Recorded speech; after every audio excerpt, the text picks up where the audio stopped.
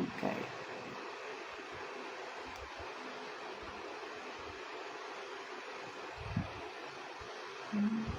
Vamos otra vez.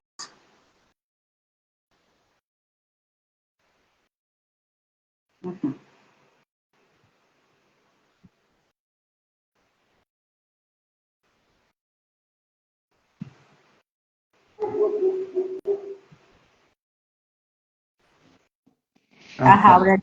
Otra vez Aurelio, perfecto.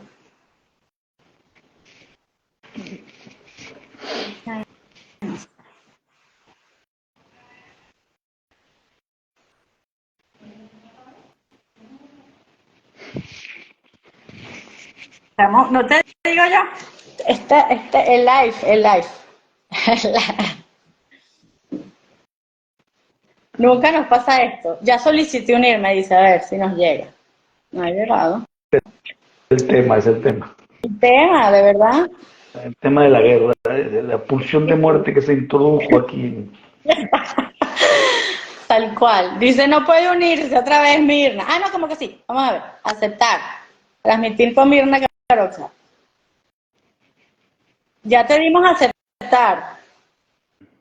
La invitación ha caducado. Ahí Mirna, va, sí ahí va. va. Ay, Dios. Ah, aquí hola. estoy, por Hola, fin, Bueno, Mirna. la logré. ¿Qué tal? Bien, bueno, bien, ¿y tú? Bien, bien. estábamos echando broma que ni tan broma, que la pulsión de muerte se apodera Ay, de la... sí, qué Nunca angustia, nos primera pasa vez que me esto, pasó esto, jamás primera nos vez. pasa esto. Horrible. Pero bueno, Ya. estamos aquí entonces ya con nuestro querido Aurelio Calvo, psicólogo clínico y psicoanalista de nuestra sociedad, y bueno, y ya lo conocen de nuestros consentidos y amados, y de lujo tenerlo para hablar de este tema tan complejo. A ver. Totalmente. Ujú. Bueno, bueno, yo quería hacer una introducción un poco sobre lo que se ha hablado desde el punto de vista psicoanalítico sobre el tema de la guerra. Le puse un título, la introducción, que bueno, que es el título del live, se llama Pulsión de Guerra, ¿no? Un Ujú. poco tratando de unir el tema con la problemática de la pulsión de muerte, ¿no? Y bueno, voy a leerlo porque es una cosa bastante ordenada para entrar en materia, ¿no? Eh, en 1930, Freud, en su libro El malestar en la cultura, afirma que el ser humano no es manso ni amable, a lo Ujú. sumo capaz de defenderse si lo atacan, sino que es lícito atribuir a su dotación pulsional una buena cuota de agresividad. En consecuencia, el prójimo no es solamente un posible auxiliar y objeto sexual, sino una tentación para satisfacer en él la agresión, explotar su fuerza de trabajo sin resarcirlo, usarlo sexualmente sin su consentimiento, despojarlo de su patrimonio, humillarlo, infligirle dolor, martirizarlo y asesinarlo. ¿Ok? Esto lo dijo en el Maestro de la Cultura, estas cosas tan tiernas sobre el ser humano. Qué hermoso. Entonces, como decía Hobbes, el filósofo Hobbes, el hombre es el lobo del hombre, que también Freud lo volvió a repetir, también con el tema de la pulsión. Quien en vista de la experiencia de vida, quien en vista de la experiencia de vida y de la historia contada podría dudar de ello, ¿no? Se trata de un mal que entraña al prójimo y habita en mí mismo, pero lo desmiento. Ujú, Eso es un poco una síntesis muy comprimida de lo que voy a hablar hoy, porque ujú, es algo que es un mal que parece estar en el prójimo, pero que yo lo habito. ¿Mm? ujú. La cultura le pide al sujeto que renuncie a la pulsión destructiva para crear vínculos libidinales, como lo son las identificaciones, lo que llamaríamos lazos sociales. En ese sentido, el amigo está sostenido por lazos libidinales y el enemigo sería el merecedor del odio y la hostilidad. Es la lógica del ellos y nosotros. La sociedad humana parece mantener su cohesión de forma paradójica en una dicotomía. Primero, por un lado, la identificación con mis amigos o aliados y por otro, el odio hacia el mismo enemigo. O sea, se agrupa agrupan acá para odiar al que está allá, ¿no? Ya en esa mitología de los orígenes, que es tótem y tabú, o sea, unos cuantos años antes, Freud sugiere que la sociedad no nace de un contrato social ni de la voluntad divina, sino de un crimen colectivo, de un parricidio. Los hermanos se agrupan en torno a un objetivo compartido, el asesinato del padrote de la horda primitiva, poseedor absoluto de todos los bienes y de todas las hembras. A partir de este homicidio mítico y primogenio, la guerra se convierte en un derecho social y la violencia en un componente inevitable de lo político. Esa complicidad fraterna y criminal está hermosamente descrita por Dostoyevsky en la novela Los hermanos Karamazov. Justamente son unos hermanos que de alguna forma se alían, algunas veces más consciente y otras menos, para matar al padre. Ese es el tema de los hermanos Karamazov. Por su parte, Klein describió un mecanismo, la identificación proyectiva, que utilizamos para expulsar lo indeseable de nosotros mismos y atribuírselo a otro, de tal manera de que podamos despreciarlo y atacarlo sin remordimientos. Más tarde, Bion, a partir de su experiencia clínica con combatientes de guerra, arrojó luces sobre el comportamiento de los grupos en torno al odio y a la agresión. Según él, cuando operan los mecanismos de escisión y proyección, se dan fenómenos masivos donde un grupo asegura que otro es la personificación del mal, o sea, le atribuye el mal al otro.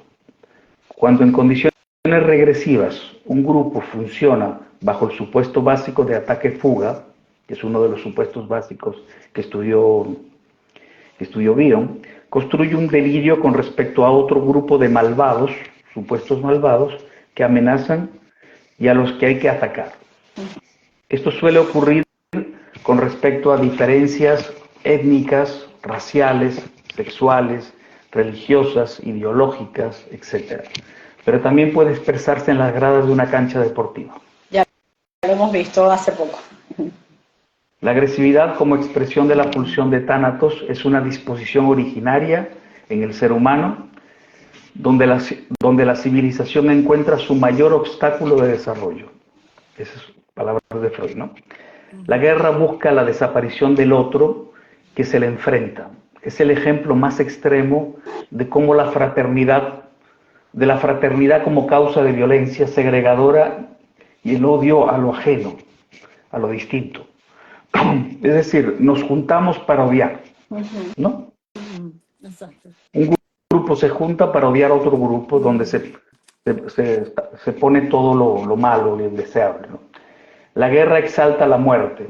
El goce que esto genera en los soldados podría explicar parcialmente que muchas personas se alisten voluntariamente para ir al frente, a pesar del miedo a morir.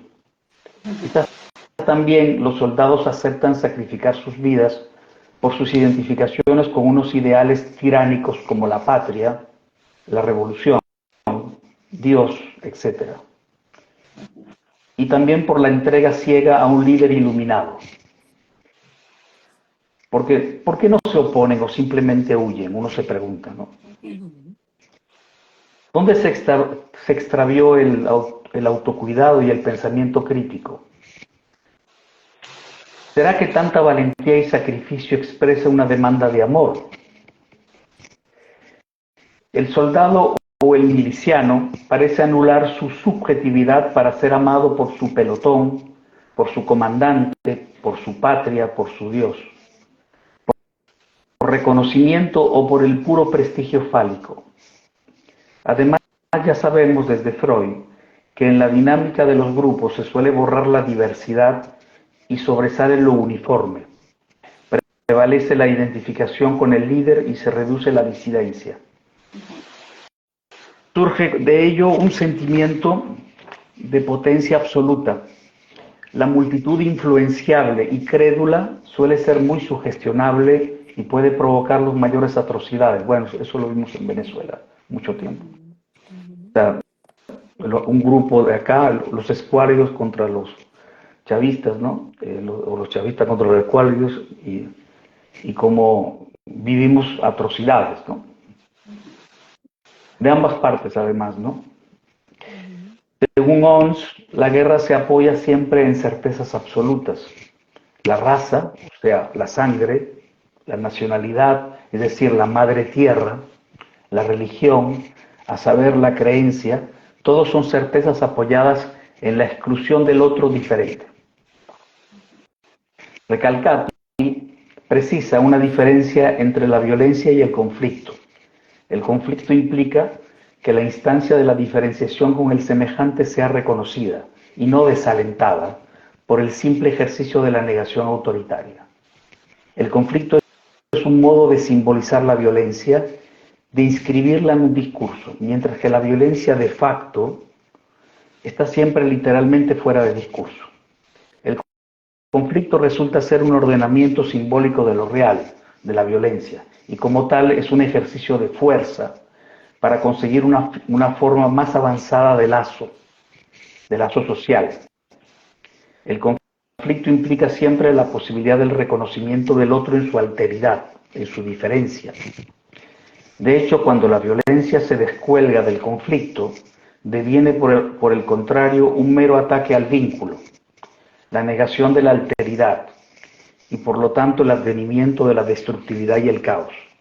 Es decir, que Recalcati sostiene que el conflicto como tal no es negativo, el conflicto es importante, mantiene ciertas posturas firmes para buscar un mejor lazo social, unas mayores ventajas para cada grupo, mientras se mantenga en el conflicto. El problema es cuando el conflicto deriva en la violencia. El pensamiento maniqueo del tipo buenos y malos, blanco-negro, etc., en mi opinión, es pura economía mental. Es una especie de zona de confort cognitiva. Se trata de un goce simplón y perezoso, donde la diversidad de lecturas se anestesia, o sea, se reducen las posibilidades de leer un fenómeno de muchas maneras, donde la complejidad de la vida se reduce a un eslogan, donde lo nuevo e incierto es despachado como vino viejo en botellas nuevas, y donde la tolerancia a la espera no tiene ninguna esperanza. Nadie espera. Todo es ya, ¿no? Ese goce populista que tantas veces nos lleva al son ellos o nosotros, como nos llevaron a nosotros en Venezuela, ¿no? Ellos o nosotros, evitando la verdad compleja del somos ellos tanto como somos nosotros.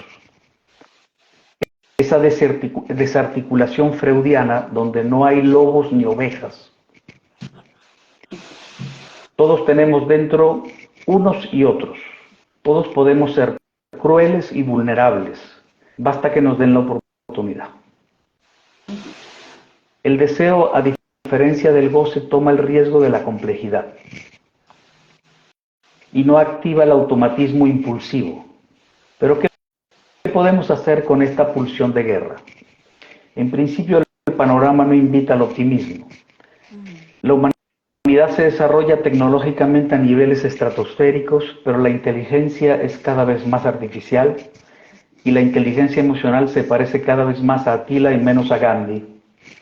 Se me ocurre que quizás debamos todos desarrollar una voluntad de sospecha, un arte de la desmitificación y un gusto por la deconstrucción de cualquier propuesta o decisión que surja de las esferas del poder, independientemente de nuestros gustos personales. Yo diría que cuanto más pasión patriótica o más odio sintamos por el supuesto antagonista de turno, más debemos sospechar de nosotros mismos. Por supuesto, no hablo de paranoia. La paranoia es la mecha de la guerra. Se trata más bien de desenmascarar en el día a día, empezando por nosotros mismos, nuestros rencores, envidias, crueldades, comodidades irrenunciables, avidez de poder, etc. Retirar esos velos que ocultan el goce de la guerra tras fachadas altruistas de justicia social, democracia, revolución, autodefensa, prevención del nazismo, etc. En fin, quitarles la máscara de carne a esas buenas intenciones políticas, militares y personales también, y develar el afán de dominio, invasión, apoderamiento y destrucción que tiene toda guerra y que tenemos todos nosotros. Bueno, esas son las ideas, digamos, Vamos que a pude hablar. desarrollar. Claro. Bueno, sí, porque Aurelio, buenísimo lo que planteas. Ah, perdón, mira. Ajá. No digo que buenísimo lo que planteas para que lo podamos digerir, ¿no?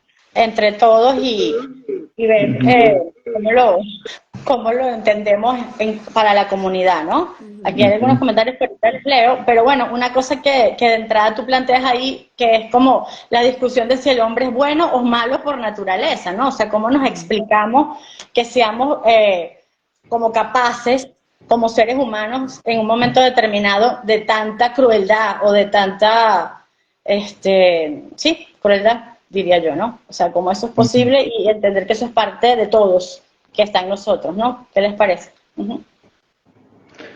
Sí, bueno, yo creo que Freud, obviamente, sobre todo al final de su vida, aunque mucha gente lo atribuye al cáncer y a la vivencia de la guerra y a todo esto, la persecución nazi que él vivió también, todo eso, yo creo que plantea muy claramente bueno, que la historia de la humanidad no da pie a mucho optimismo, realmente. Si nos ponemos a ver, las guerras continúan como siempre, yo diría que casi con la misma frecuencia, ¿ok? Hoy día son televisadas, es Claro. la única diferencia quizás con otras guerras, ¿no?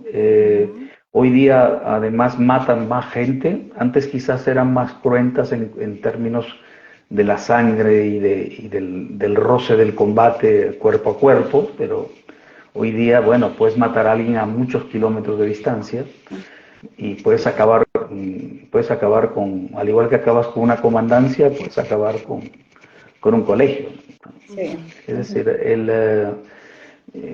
yo creo bueno, que él primero vivió la Primera Guerra, ¿okay? La Primera Guerra fue una guerra terriblemente cruel, ¿no? Terriblemente cruel. Y luego, bueno, sufrió la persecución nazi, ¿no? Bueno, que no se puede decir que es una guerra en el sentido de cuando él la vivió, que no era una guerra formal, pero que bueno, que había perseguidores y perseguidos, ¿ok? Pero sí, yo creo que el planteamiento es ese, el planteamiento es que el ser humano, a la vez que es capaz de grandes cosas desde el punto de vista de la bondad, ahí tenemos el concepto de sublimación, acuérdense que no todo es muerte y crueldad, sino que también hay elementos de el eros, por ejemplo, la otra pulsión, vamos a llamarla así, dos pulsiones, la pulsión de eros y la pulsión de tánato, está relacionada justamente con todo aquello que nos acerca al otro de una forma sensual y también de una forma tierna y de una forma sublime, que ahí entrarían todo el tema del altruismo, de la bondad, etcétera, ¿no? Pero bueno, la guerra no es precisamente el panorama de la dulzura ni del altruismo, es donde aparece más el lobo, digamos, vamos a decirlo así, ¿no? Y bueno, ese es de lo que se trata, ¿no? Aquí, hoy. Esto que dijo Freud sobre la pulsión de muerte, de alguna forma Hobbes ya lo había asomado bastante antes, ¿no? Cuando dice que el hombre es el lobo del hombre. Yo creo que bueno, además que, digamos, hay algo más incluso que todo este tema patriótico y de las diferencias. También hay, yo creo que un goce por matar, que yo creo que está muy, muy claro y que además ha fomentado incluso estilos en el cine y en la literatura. Ustedes ven las películas de Tarantino y hay un refuerzo de la estética de la violencia en las escenas, ¿no? Uno le puede gustar más o menos, pero si esas cosas calan y tienen espectadores es porque hay un efecto ahí, ¿no? Sí, así es. Y lo curioso, bueno, vamos a leerte, te voy a leer estos comentarios. Cristina dice, uno de los planteamientos más rechazados de lo observado y desarrollado por Freud fue especialmente la sexualidad infantil y el declarar públicamente que no somos esencialmente buenos, ¿no? Ujú. Este, Franz Conde. Antes de Freud, ya Nietzsche hablaba del morboso placer del ser humano en hacer sufrir a los demás, no solo en detentar poder sobre el otro, sino en hacerlo sufrir, ¿no? ¿Ves algún otro comentario por ahí, Mirmi? Sí. Había otro de Cristina que decía, voluntad de sospecha, importante. Algunos confunden esa propuesta con paranoia e incredulidad perenne. ¿Qué nos pueden decir de cómo diferenciarlas? Sí, bueno, la voluntad de sospecha es un concepto que yo leí una vez en el filósofo venezolano Máximo de Ciato. Leí un Ah, artículo sobre él. Él no lo expresaba con respecto a la guerra, lo expresaba con respecto a los discursos, pero yo creo que de alguna forma Van de la mano. van de la mano aquí. O sea, me pareció que era aplicable, ¿no? Es una aplicación mía aquí atrevida.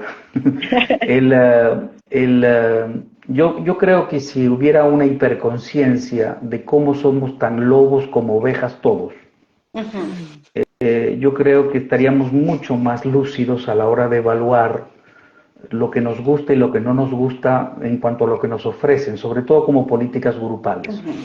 ¿Okay? Sobre todo porque, bueno, en la vida cotidiana también, si estuviéramos más conscientes y más conectados con lo que le hacemos al otro, probablemente no lo criticaríamos y no lo cuestionaríamos tanto y no lo veríamos tanto como enemigo.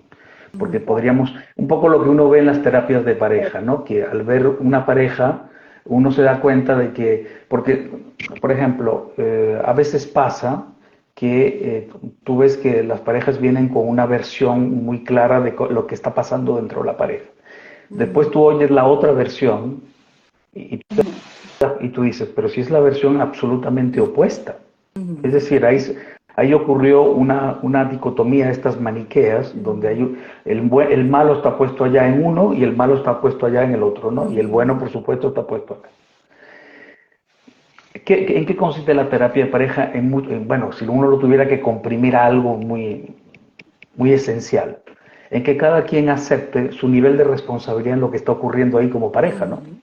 Es decir, en que cada uno contribuye a que esté el conflicto en juego, a que las cosas no marchen, porque si no, claro, siempre puede pasar en una pareja, por supuesto, que haya una persona extremadamente patológica que le esté haciendo daño a otra.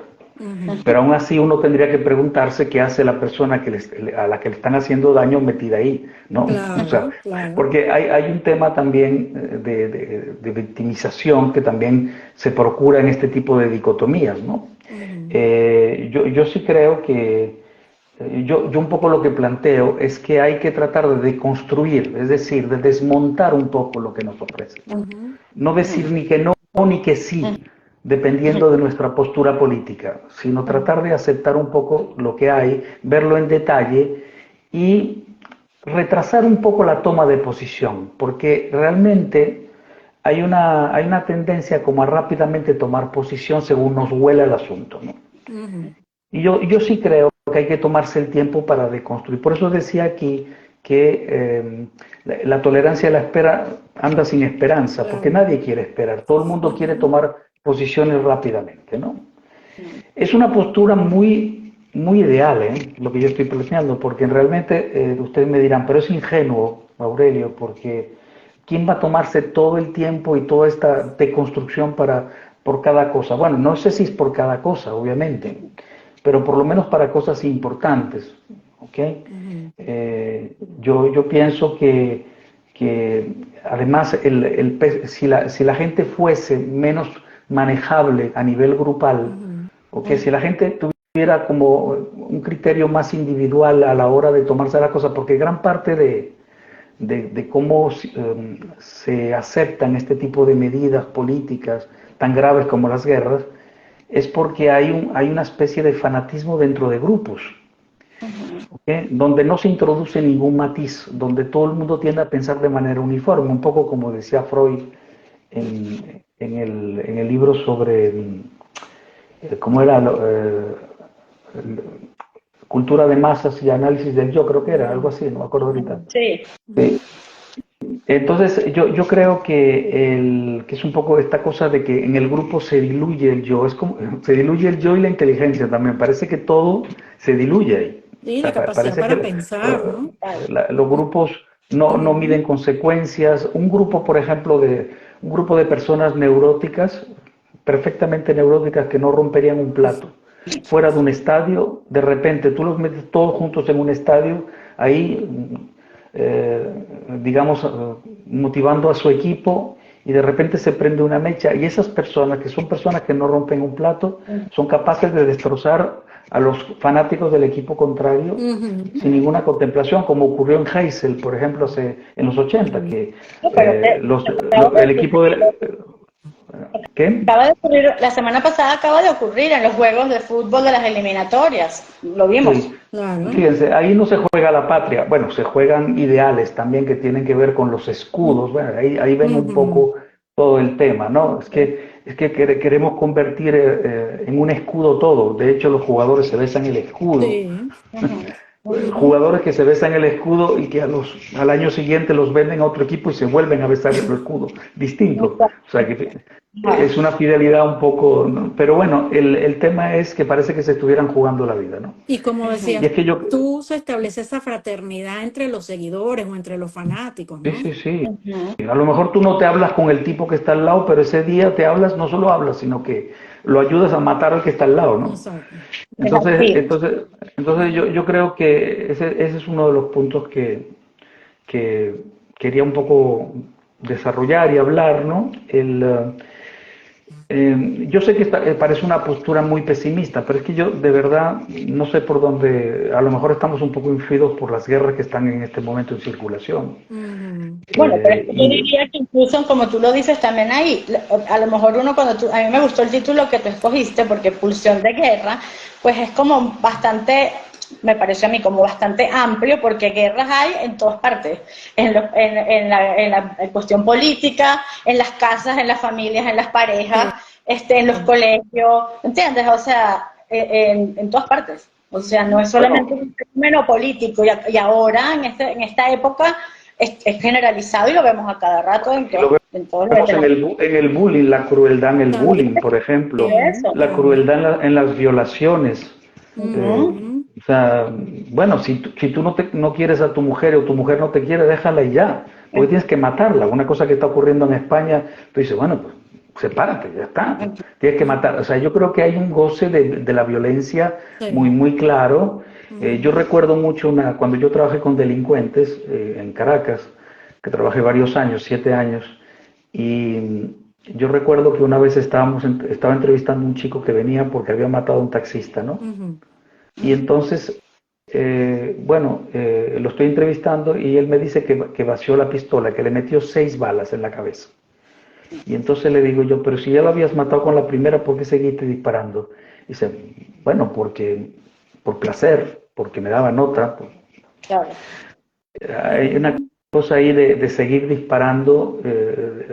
Yo creo que parece que el taxista lo que había pasado es que había protestado un poco, había dicho, bueno, pues ¿por qué me vas a hacer esto? ¿Por qué me vas a robar? En fin. Entonces decidió vaciarle la pistola, ¿no? Y hay una cosa ahí, es como cuando Meursault mata al árabe en el extranjero de Camus. No se sabe muy bien por qué lo mata. ¿Okay? Hay un tema ahí como...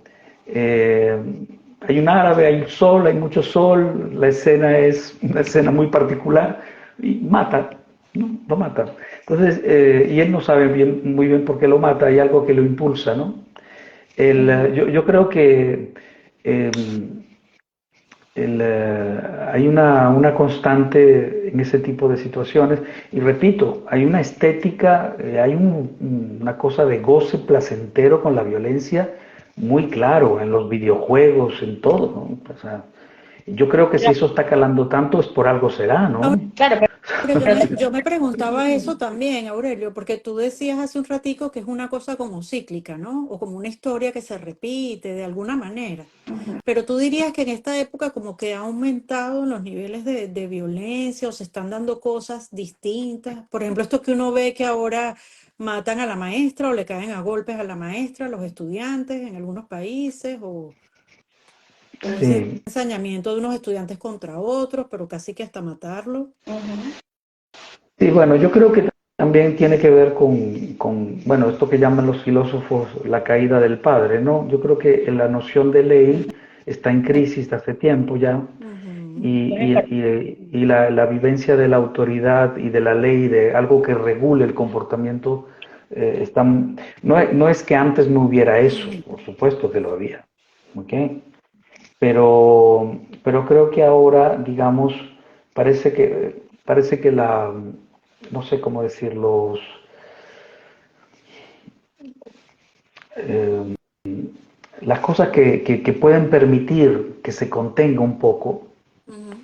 lo que puede permitir que se contenga un poco, bueno, se ha ido perdiendo, se diluye.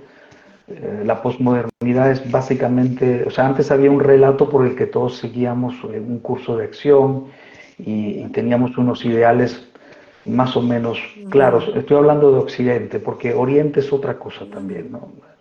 Hay otras Ujú. posturas ahí. Y yo creo que con la caída del padre, porque en Oriente, por ejemplo, la caída del padre no es tal. Ujú. Lo que pasa que por momentos pareciera que hay un planteamiento de padre de la horda, porque los líderes, Ujú. por ejemplo, orientales, son líderes muy tiránicos y Ujú. muy de este tipo de iluminación, ¿no? Del iluminado, ¿no? Sí. Entonces eso también producen estragos y cosas cruentas, ¿no? Pero sí, se ha diluido mucho el nivel de, o sea, la ley social como un aspecto que regula las conductas. Exacto. Eh, se ha perdido mucho, Es ¿no? como una época así como que todo vale, más o menos. Eso. Sí, sí, es un poco sí, lo que la Ujú. posmodernidad, pues. Sí, y lo que Ujú. estaba pensando, eso es importantísimo y también pensaba que qué curioso que además una de las cosas que ahora, ahí tenemos varias preguntas que ya voy a leer, que una de las cosas que también pasa al mismo tiempo de que vemos todos estos aspectos como más crueles y más agresivos, tú dices, bueno, te volteas y dices, ¿cómo es la crianza de los niños, por ejemplo? Lo que se está Ujú. tratando de fomentar.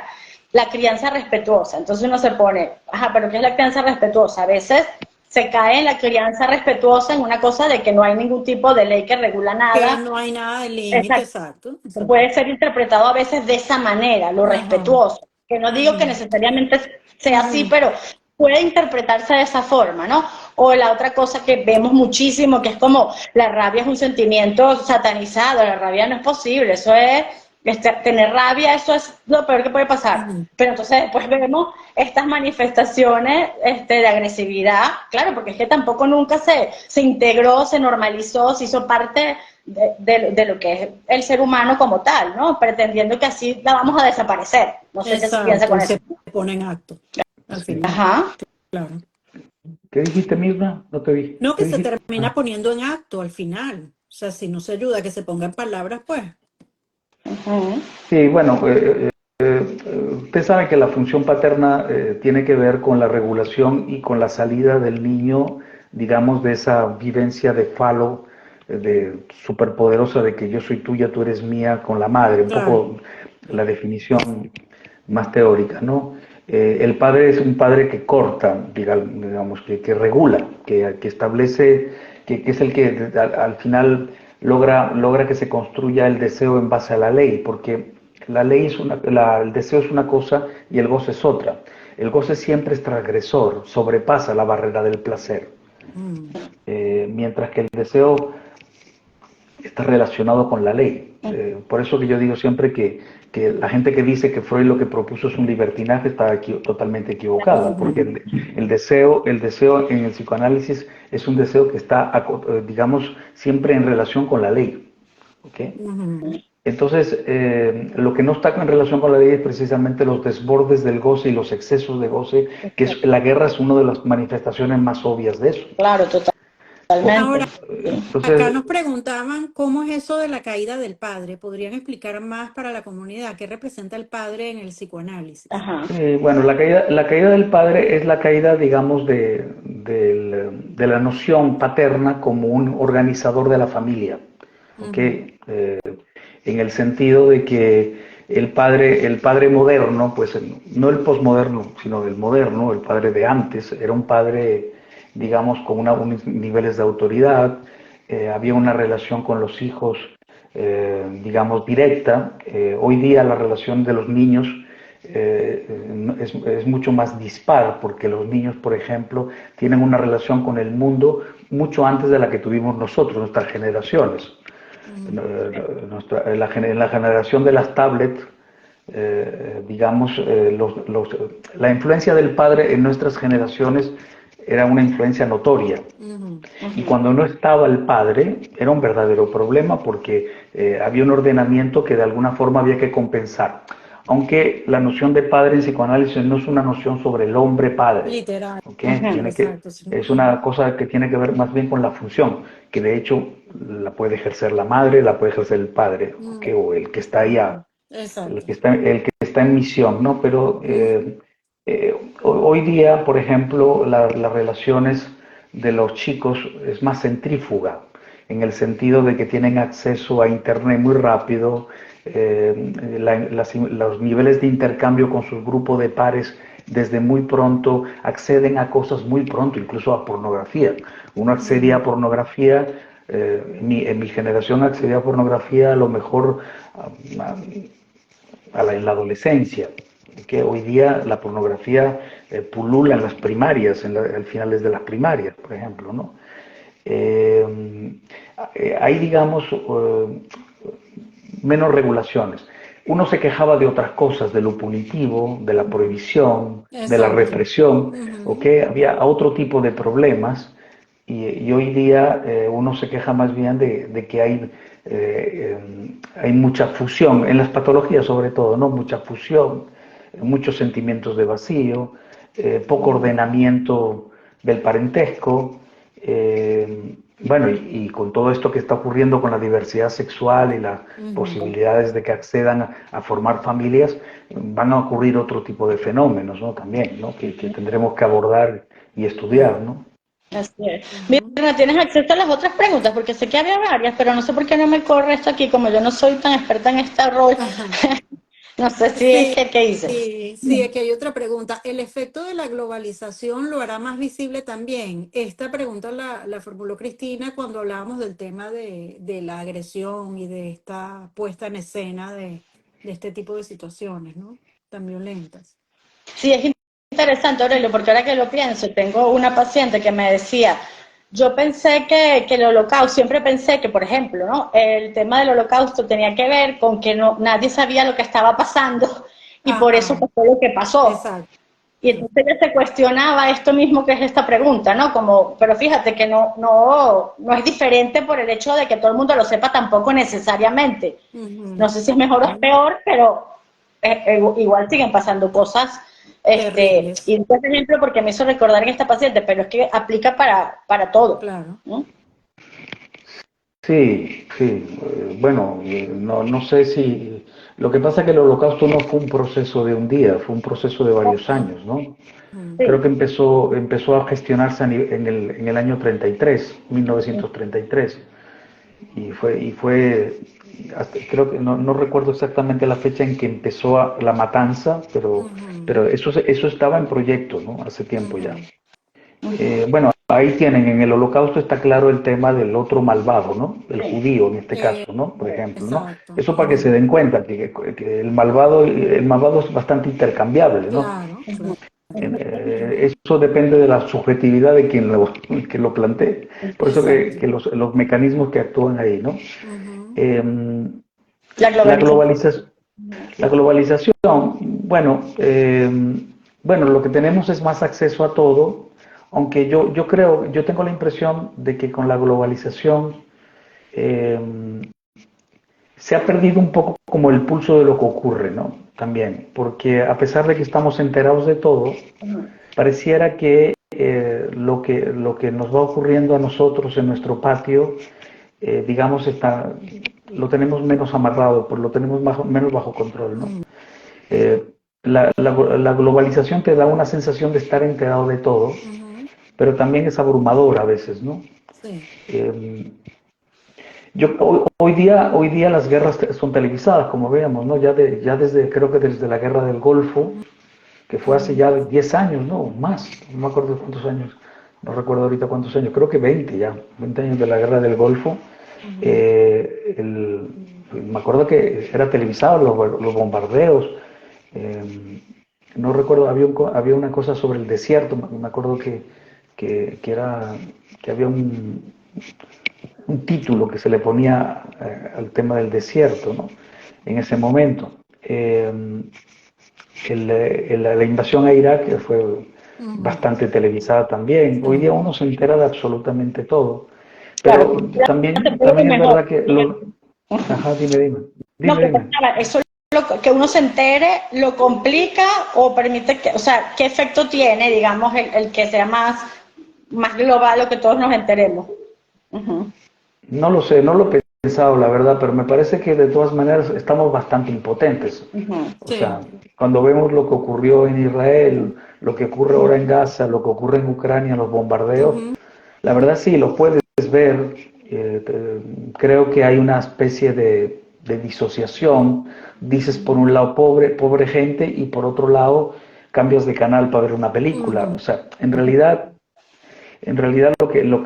estas cosas lo que favorecen es una mezcla de información, pero a la vez de indiferencia, ¿no? Es como que todo se diluye, ¿no? O como que Pero no sé, no es se va una formando cosa... o va formando parte del día a día, ¿no? Ah, Sí, sí, la guerra, sí, ajá. sí, te vas, te estás merendando y ves que cómo destruyen una ciudad, ¿no? Sí. Entonces, es más o menos, como cuando había guerras en la Edad Media, que tú no te enterabas, ¿ok? Entonces, como no te enterabas, te llegaban las noticias a lo mejor meses después, ¿ok? Aquí te llegan las noticias inmediatamente, pero es como si no te enteraras tampoco, porque al menos que estés, digamos, conectado con de alguna forma con la población, como puede ser, por ejemplo, el pueblo judío que está fuera de Israel, Claro. que está conectado afectivamente con Israel, pero o como uno cuando está fuera que le duele cuando escucha sobre Venezuela. Claro. Pero sí, la globalización parece, por un lado, informar mucho, pero parece que el sentido del compromiso no es muy grande, ¿no? O sea, por estar muy informado, ¿no? Si no cambia, no, exacto, no hace que la gente actúe tampoco en favor del asunto. Aquí Cristina dice la banalización del mal. Sí, bueno, el planteamiento es que se puede naturalizar el mal, que es un poco el planteamiento de Arendt, de la que habló de la banalidad del mal, ¿no? Se puede naturalizar el mal, ¿no? Porque llega un momento en que, bueno, se hace el mal olímpicamente, como si... que es un poco lo que les decía antes, que se ve en las películas, por ejemplo, uno ve cómo matan, con lo difícil que es matar a alguien, porque si uno se pone a ver teniendo la pistola en la mano, matar a alguien no es una cosa sencilla, te pones nervioso, ansioso, al menos que tengas mucha rabia y mucho odio porque te acaba de pasar algo terrible, ¿okay? Aún así cuesta matar a alguien si no eres un asesino en el sentido estricto. ¿Okay? Ajá, ¿y esto qué significará, por ejemplo? Sin embargo, lo que te ofrecen las películas es que matar a alguien es muy sencillo. Las películas más exitosas, las más taquilleras son las películas Bueno, violentas. lo estaba diciendo Cristina, que estaba viendo los comentarios. Cristina también decía, bueno, las series o los documentales de asesinos en serie tienen todo ese componente también ahí, ¿no? Pero bueno, quizás sea una buena pregunta para discutir para la comunidad un poco qué diferenciaría en algún término, aunque sea en forma general, una persona que sea capaz de hacer algo así a la que no, por ejemplo, ¿no? O la que pueda mantener una posición más crítica, como tú decías en lo que escribiste, frente a eso, la que se puede dejar llevar más fácilmente, un poco en ese sentido. Sí, hay personas que matan y hay personas que ponen al otro el arma en la mano, ¿no? Ajá, Vamos a por ejemplo. decirlo así. Ajá. Es una cosa, por eso que yo recomendaba la lectura de los hermanos Karamazov, porque, por ejemplo, son uno, dos, tres, cuatro hermanos. Y Dmitri, Iván, Alyosha y Smerdyakov, que es el hermano que es epiléptico. Cada uno de los personajes tiene características que tenía Dostoyevsky, ¿no? Es interesante, ¿no? Y porque también era epiléptico, ¿no? Y era ateo y muy místico a la vez, ¿no? Entonces, ahí lo que hizo fue que distribuyó entre los personajes diferentes características. Ujú. Bueno, realmente, por ejemplo, tanto Dimitri como Iván desean la muerte del padre. Dimitri la desea casi que físicamente ya, y Iván odia al padre, pero desde su lugar de intelectual ateo, digamos, tiene una cosa más distante. Al final, el que termina matando al padre es el más impulsivo de los cuatro, ¿no? Alyosha más bien está en una postura como muy mística de bondad absoluta, ¿no? Que también era una postura que tenía Dostoyevsky, porque Dostoyevsky era un poco todo eso, ¿no? Era un hombre muy contradictorio. Eh, yo, yo, yo creo que eh, cualquiera, cualquiera en unas condiciones, digamos, determinadas puede matar a alguien. Hay una cosa que decía precisamente Dostoyevsky, que el ser humano, cuando tiene oportunidad, no sé exactamente la frase, pero más o menos dice esto, cuando tiene oportunidad de perder su dignidad, se tira de cabeza.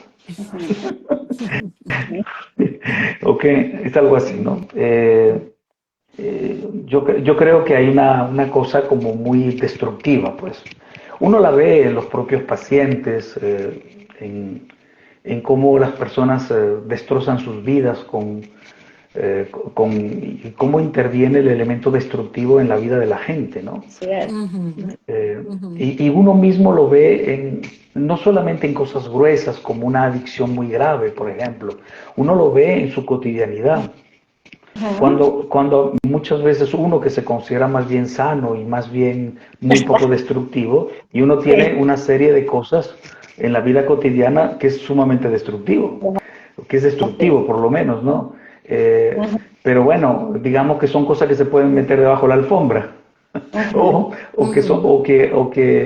o que uno no les da la relevancia que a lo mejor tienen, hasta que va al médico y te llevas la sorpresa de que lo que has estado haciendo te hizo mucho daño, ¿no? Ujú. Claro, totalmente. Ujú. Ahí había Pero otra pregunta que se me fue, que quiero aprovechar todo el tiempo con Aurelio, sobre la sana intolerancia. Mirna, ¿la lees? O sea, ¿la ves? Porque es que se me escapó otra vez. No la veo.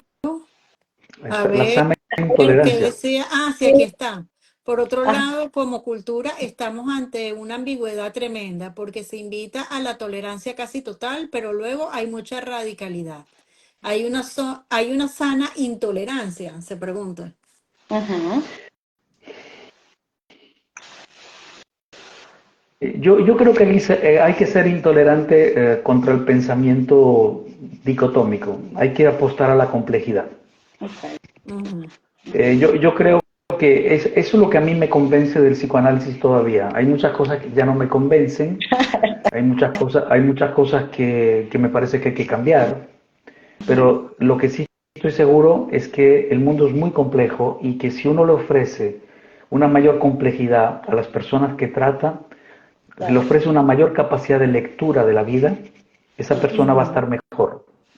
Yo no digo que se va a curar, que va a estar mejor. Ujú. Yo creo que entonces hay que apostar a eso, a la complejidad.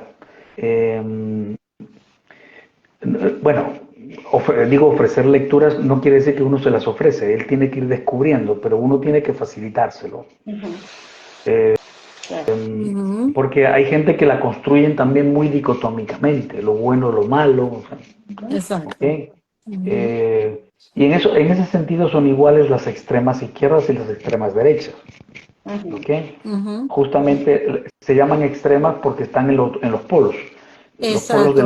en los polos de la dicotomía, ¿no? Precisamente, ¿no? Entonces, este pensamiento maniqueo, bueno, yo creo que cada quien que se forme su opinión, pero que se nutra con la de los demás también. Porque no se trata nada más de formarse su propia opinión. Es que uno puede estar completamente equivocado. Claro, y ¿Sí? la tolerancia hacia la opinión del otro, hacia lo Y, distinto, ¿no? sí. Ahora, eso es a mí me parece que esto parte de un desarrollo mayor desde el punto de vista de la humanidad. O sea, es lo que yo decía antes, que la humanidad se ha desarrollado mucho tecnológicamente, pero en muchas cosas de tipo emocional, inteligencia emocional, por eso que pone a Tila de un lado y a Gandhi del otro. Exacto. Andamos, yo tengo un chiste de que andamos a nivel humanitario, a nivel civilizatorio, todavía andamos en una bicicleta con los cauchos pinchados, ¿no? Porque vamos en Ferrari, digamos, en todo lo demás, en la tecnología y tal. Bueno, ya vamos a poder escribir un artículo sin prácticamente hacer nada. Inteligencia artificial va a hacernos el artículo, ¿ok? Pero, pero todavía no sabemos cómo tratar al vecino.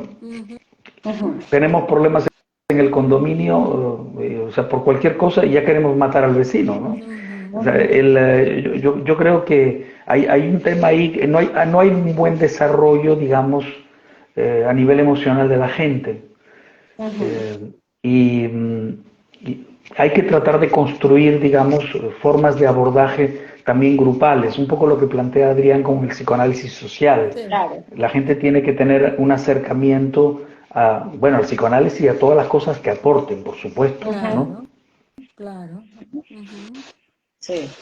Eso me gusta, eso además del pensamiento crítico es tan importante y es tan escaso. Y la tolerancia a la frustración, ¿no? Que hablando de todo Claro. este tema de la tecnología y todo eso, lo que se fomenta es la poca tolerancia. Todo tiene que ser Bueno, perfecto. es que solo tienes que ver. Yo que trabajé en comunidades terapéuticas y trabajé después con delincuentes, o sea, me pasé la vida viendo gente maluca, mentira, estoy bromeando.